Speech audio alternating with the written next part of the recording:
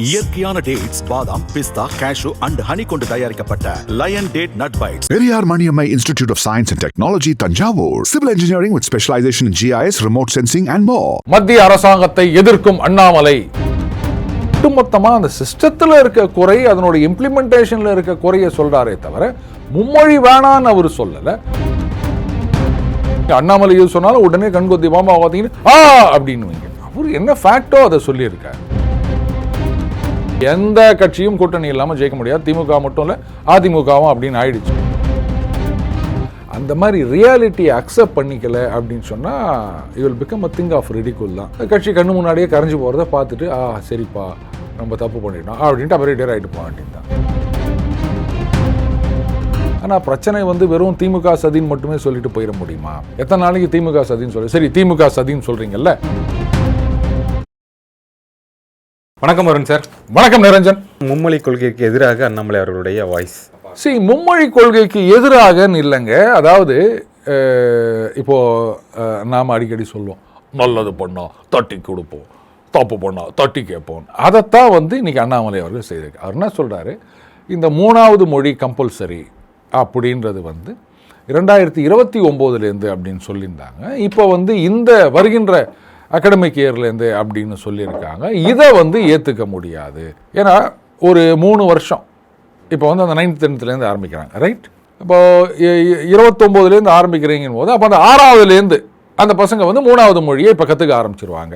6, 7, 8 முடிச்சுட்டு 29 அவங்க வரும்போது அந்த 3வது மொழியை கம்பல்சரி அவங்க எடுத்துக்க முடியும்.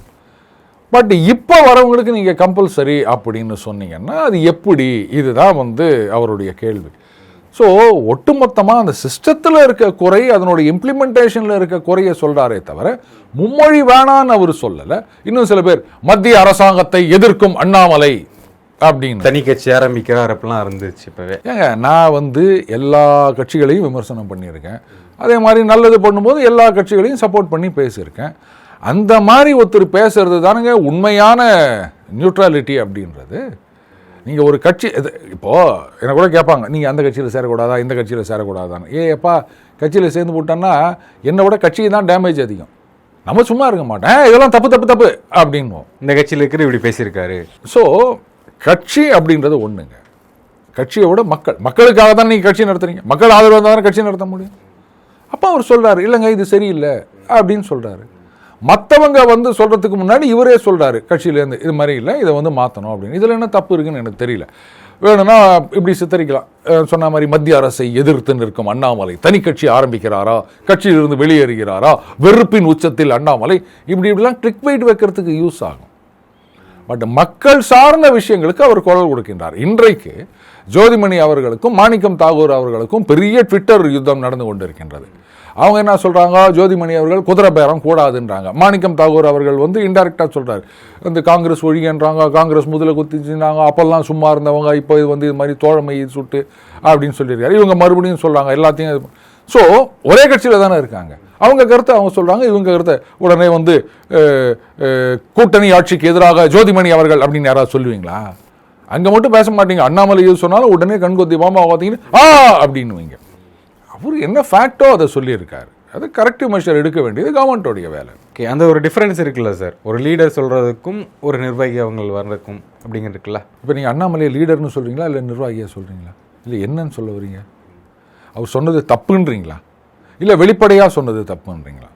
இப்போது இதையே மற்ற கட்சிகள், அதுதான் நான் சொன்னேன், மற்றவங்க வேற மாதிரி திருச்சி பேசியிருப்பாங்க. அதுக்கு முன்னாடி இவரே சொல்லிட்ட பிறகு இப்போ அவங்க மாற்றினாங்க அப்படின்னு சொன்னால் அப்போ அது பிஜேபிக்கு தானே அட்வான்டேஜ். பார்த்தீங்களாப்பா, அண்ணாமலை அவங்க கட்சியேவாக இருந்தாலும் என்னங்க இந்த மாதிரி ராங் இம்ப்ளிமெண்டேஷன் 3 வருஷம் கழிச்சின்னு சொல்லிட்டு இப்போவே பண்ணுறீங்களே அப்படின்னு சொன்ன உடனே பார்த்தீங்களா அப்படின்ட்டு அவங்க தவறை திருத்தி கொண்டார்கள். அப்போ அண்ணாமலை தன்னுடைய கட்சியாகவே இருந்தாலும் தப்பு பண்ணால் அவர் தட்டி கேட்பார் அப்படின்னு ஒரு இமேஜ் வருது இல்லை. அதை பாசிட்டிவாக தானே பார்க்கணும். அதனால் இதில் குறை சொல்கிறதுக்கு ஒன்றுமே கிடையாது. ஓகே, இப்போ நீங்கள் சொன்ன மாதிரி இவர் தலைமையில் ஏடிஎம்கே ஈக்குவல் பார்ட்னர்ஸ் பாசிபிளா? அதுதான் ஒரே வழின்னு சொல்கிறேன். பாசிபிளா ப்ராபபிளான்றதுக்கெல்லாம் போல அதிமுகன்ற கட்சியை காப்பாற்ற வேண்டும் அப்படின்னா அவங்களுக்கு இன்றைக்கு மாநிலத்திலையும் ஆட்சியில் இல்லை, பஞ்சாயத்துலேயும் பெருசாக இல்லை, மத்தியில் இருக்க ஆட்சி தான் இவங்களுக்கு இருக்கின்ற ஒரே சப்போர்ட். அதுவும் இல்லைன்னா சுத்தமாக எல்லாம் அந்த பக்கம் போயிடுவாங்க. ஸோ கட்சியை காப்பாற்றணும் அப்படின்னா உங்களுக்கு மத்திய அரசாங்கம் எப்படி சார் சப்போர்ட் பண்ண முடியும்னா, மத்திய அரசாங்கம்னா பாஜகன்னு சொல்கிறேன் நான். பாஜக மத்திய அரசாங்கத்தில் இருக்கின்ற கட்சியுடைய ஒரு சப்போர்ட் வேணும். அப்போ தான் ஓரளவுக்கு தொண்டர்களுக்கு நம்பிக்கை இருக்கும். சரி ரைட்டு, கட்சி அலைவா இருக்குது, ஏதோ அடுத்தடுத்த தேர்தல்களை ஜெயிக்கிறதுக்கு ஒரு சான்ஸ் இருக்குது அப்படின்னு. சும்மா சில தலைவர்கள் சொல்லலாம். இப்பவும் கூட்டணி இருந்தாங்கல்ல, அப்பயே அவங்களுக்கு என்ன ஏதாச்சும் பிரச்சனையா இல்லை பிளவா? பிரச்சனை நான் சொல்ல மாட்டேன். அண்ணாமலையை வந்து ஒதுக்கி வச்சதுன்றது வந்து ஒரு தவறான முடிவு. அஃப்கோர்ஸ் அதுக்கு சில கால்குலேஷன்ஸ் இருக்கலாம். சார், இந்த சினிமாவில் ஒரு வார்த்தை பயன்படுத்துவாங்கல்ல, கெமிஸ்ட்ரிம்பாங்கல்ல. கெமிஸ்ட்ரியில் நல்லா தான் ஒர்க் அவுட் ஆச்சு. கடைசியில் வந்து அதனால தான் அண்ணாமலையை பிரச்சாரத்துக்கு வாங்க அப்படின்னு சொல்லிட்டு அதிமுகவில் இருக்க நிறைய பேர் கூப்பிட்டாங்க. சுற்றி பிரச்சாரம் பண்ணிட்டு வந்தார் அவர். என்னதான் இருந்தாலும் தாய் கட்சியில் வந்து கன்னியாகுமரியில் ஒன்று, மதுரையில் ஒன்று, காட்டாங்குளத்தூரில் ஒன்றுன்னு துண்டு துண்டாக அது 6 தொகுதி ஒதுக்கினாலும் அப்புறம் அதை தூக்கி போட்டாங்கன்னு வச்சுக்காங்க. அவங்க புரிஞ்சிக்கின்னு பக்கத்து தொகுதிகள்லாம் எல்லாம் அதிமுகவில் பிரச்சாரத்துக்கு கூப்பிட்டு போனாங்க. ஸோ அதுலேருந்தே அவருடைய இம்பார்ட்டன்ஸ் என்ன, செல்வாக்கு என்ன அப்படின்னு உங்களுக்கு தெரிஞ்சிருக்குது. அடுத்தது அவருடைய தலைமையில் அப்படின்னா நீ ஏற்றுக்கிட்டு தான் ஆகணும், வேற வழி இல்லை. சரி வானா நீங்கள் ஒதுக்கிடுங்க, அதுக்கப்புறம் நீங்கள் என்ன பண்ண போகிறீங்க அதை மட்டும் சொல்லுங்கள். உங்களால் கட்சியை ரிவைவ் பண்ண முடியுமா? முடியும் நம்பினீங்கன்னா போங்க, அது உங்களுடைய ஆப்ஷன். அவ்வளோதான், நான் ஒன்றும் சொல்கிறதுக்கு இல்லை. இங்கே பெரும் சக்தியாக வளர்ந்துட்டு வந்துடுமே அதுக்குள்ளே டிவிக்கே. அதைத்தான் நான் சொல்கிறேன். அதை உங்களால் தனியாக நின்று கண்ட்ரோல் பண்ண முடியாது. அப்போ உங்களுக்கு ஒரு சப்போர்ட் தேவை, ஒரு கூட்டணி தேவை. அந்த விஷயத்தை இவங்க அக்செப்டே பண்ணிக்க மாட்டுறாங்களா? டிஎம்கே ஆகட்டும் ஏடிஎம்கே ஆகட்டும், டிவிக்கே வளர்ந்து வருது, அவங்க ஆட்சியில் இருக்காங்க. அதாவது சில பேர் வந்து வயசானாலும் பார்த்தீங்கன்னா ஐயோ பாவம் அப்பாவாச்சு தாத்தாவாச்சு அப்படின்னு கையை பிடிச்சி நானே நடப்பேன் அப்படி 4 அடி நடிட்டு எங்கேயாவது முட்டிப்பாங்க. அந்த வயசாயிடுச்சு அப்படின்றத அக்செப்ட் பண்ணிக்க முடியாது. இன்னும் சில பேர் பார்த்தீங்கன்னா 80 வயசு ஆனால் கூட டை அச்சின்னு வருவாங்க. ஏங்க உங்களுக்கு என்ன வயசுன்னு தெரியும்.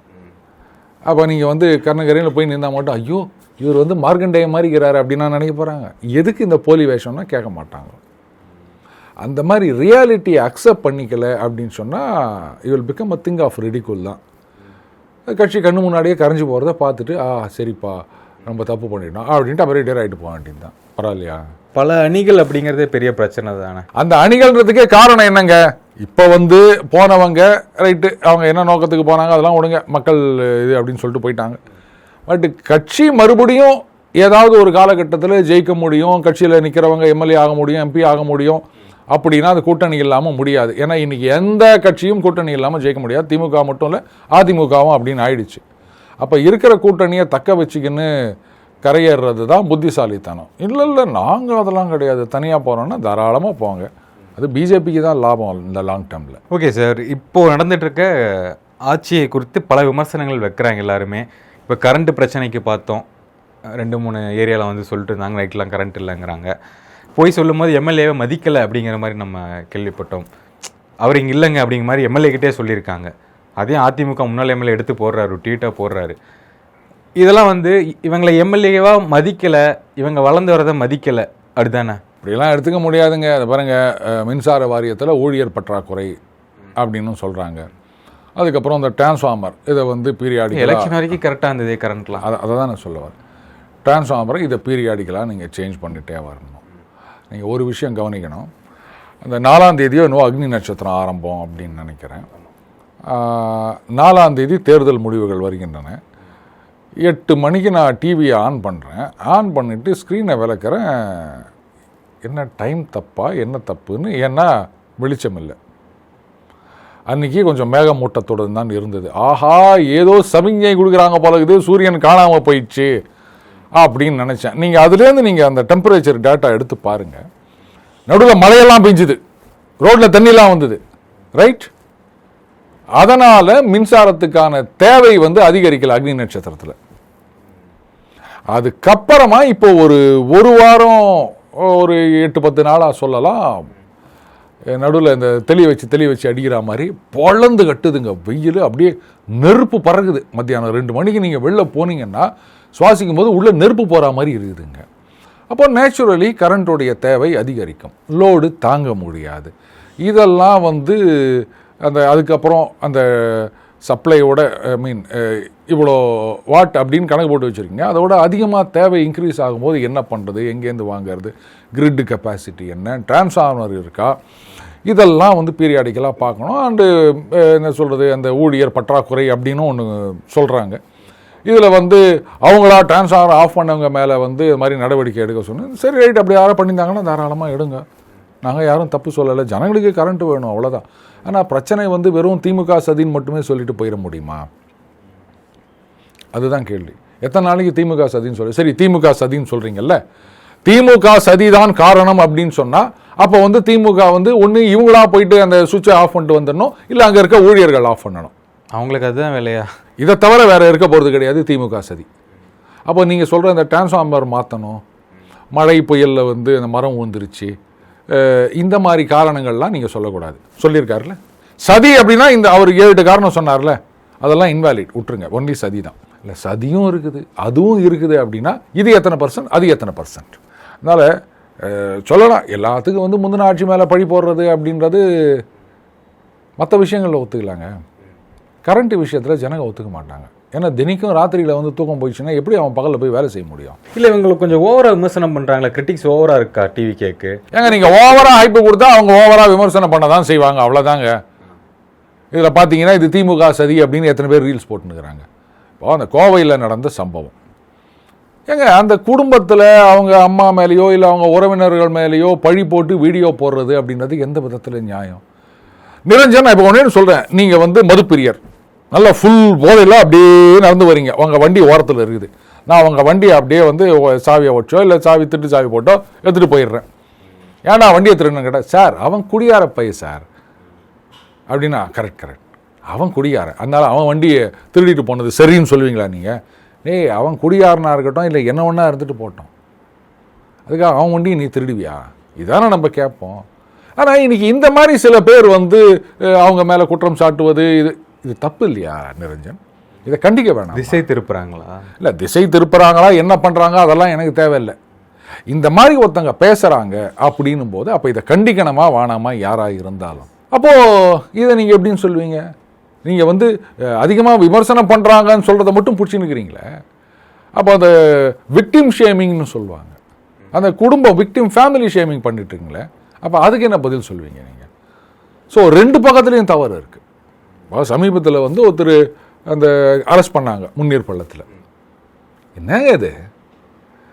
அதாவது இந்த மாதிரி வார்த்தை பேசுகிறவங்கள வந்து பச்சை பச்சையாக பேசுகிறான்னு சொல்லுவாங்க. தெரியுமா? ஏன் தெரியுமா பச்சை பச்சையான்னு அந்த வார்த்தை வந்தது? பச்சை மாங்காய் தெரியுமா? அதை கடிக்கும்போது உங்கள் எக்ஸ்பிரஷன் எப்படி இருக்கும்? ஒரு புளிப்பு மாங்காயை கடிக்கிறதா நினச்சிக்கோங்க, அப்படி வருது இல்லையா? அந்த வார்த்தைகளை கேட்கும்போது நமக்கு அதே எக்ஸ்பிரஷன் தான் வரும். எவ்வளோ பெரிய ஆராய்ச்சி முடிவு சொல்லிக்கிறோம் பார்த்தீங்களா? இதெல்லாம் பொதுவெளியில் பேசினாலே ஐயா அவன் பொறுக்கி பையன் இப்படி தான் நம்ம சொல்லுவோம். இதை பெருமையாக ஒரு வீடியோ போட்டுன்னு நான் இப்படிலாம் அசிங்கமாக, இதில் என்ன பெருமை இருக்குது? மேய்க்கிறது எருமை, இதில் என்ன பெருமைன்னு சந்தானம் கேட்குற மாதிரியா? பட் இதுக்கு நான் காரணம் சொல்லவா? சினிமா. சரி, அந்த காலத்தில் வில்லன்லாம் பார்த்தீங்கன்னா உன்னை தீர்த்து கட்டிடுவேன், சுட்டு பொசுக்கிடுவேன், நாசமாக்கிடுவேன், அழிச்சிடுவேன், இப்படி தான் சொல்லுவாங்க. கெட்ட வார்த்தை பேச மாட்டாங்க. அதுக்கப்புறமா அப்படியே வந்தது ஹீரோக்கள் கெட்ட வார்த்தை பேசுறது, கெட்ட வார்த்தை பேசினா கெத்துன்றதை கொண்டு வந்தாங்க. இதில் சினிமா தேட்டரில் ரிலீஸ் பண்ணுறது, டிவியில் பார்க்குறது ஒரு வெர்ஷன் இருக்கும். ஓடிடியில் போடுறீங்க பாருங்கள், அங்கே பீப்பே இல்லாமல் அசிங்கமான வார்த்தையை பேசுகிறாங்க பெரிய ஹீரோக்கள். ஏன் வெக்கம் இல்லையா அவங்களுக்கு? காசு கொடுத்தா என்ன ஒன்றா பேசுவீங்களா? இப்போது இந்த ஓடிடி டிவி இதெல்லாம் வந்து பார்த்தீங்கன்னா நீங்கள் தேட்டருக்கு போகிறது கிடையாது, வீட்டில் அப்பா அம்மா இல்லாட்டாலும் பசங்க பார்க்கக்கூடிய விஷயம் அது. அப்போ வீட்டுக்குள்ளேயே இந்த மாதிரி பேசுகிற ஹீரோக்களை நான் ஒரே ஒரு வார்த்தை கேட்குறேன், இந்த காசு கொடுத்தான் இத்தனை கோடி கொடுத்தான்றதுக்காக அவன் எழுதி கொடுத்ததெல்லாம் பேசுகிறல்ல, உன் வீட்டில் உக்காந்திங்கன்னு அந்த வார்த்தையை நீ பேசுவியா? இல்லை உன் பசங்க இருக்கும்போது உன் குழந்தைங்க இருக்கும்போது வேற யாராவது அந்த வார்த்தையை சொன்னால் சும்மா இருப்பியா நீ? எங்கள் குழந்தைங்கன்னா மட்டும் உனக்கு கேவலம், அவங்க எல்லா கெட்ட வார்த்தையும் கேட்டுன்னு இருக்கணும். ஹீரோக்களே இந்த மாதிரி இப்போது வில்லன் பேசினா கூட அதை பார்க்குற பசங்க திருட்டு பயிலுவா மொல்ல மாதிரி முடிச்சவுக்கி அவன் தான் இந்த மாதிரி பேசுவான், நாம் பேசக்கூடாதுன்னு முடிவெடுக்கும். இவங்க பெருசாக நினைக்கிற ஹீரோவே இந்த மாதிரி பேசும்போது இப்படி பேசினாதான் ஹீரோன்னு தானே அந்த குழந்தைங்க நினைக்கும். இப்போ தப்பு இல்லையா அது?